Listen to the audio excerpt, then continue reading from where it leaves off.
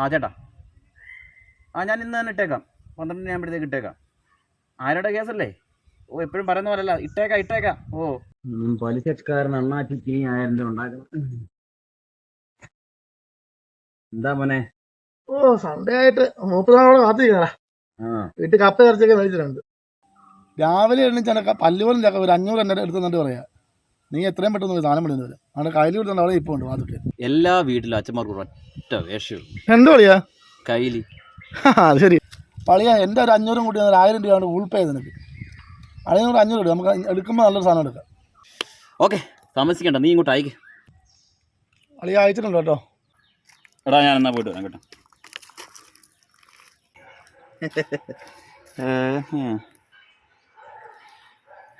ആ ചേട്ടാ, പൈസ സെറ്റായിട്ടുണ്ട് കേട്ടോ. ഞാൻ അയക്കും, ഇപ്പം തന്നെ അയക്കുക. ഇന്ന് അവധിയാണ്, നീ പൊട്ടന്മാർക്ക് അറിയത്തില്ല. എല്ലാ കുടിയന്മാർക്കും പറ്റുന്ന അബദ്ധമാണ്. റിപ്പബ്ലിക് ഡേക്ക് ഏത് ബിവറേജാണോ തുറന്നിരിക്കുന്നത്, മണ്ടന്മാർ. അളിയോ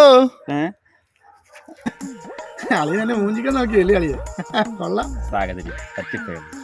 അളിയനെ തിരിച്ചിങ് അയച്ചേക്കാം കേട്ടോ. യോ അളിയ,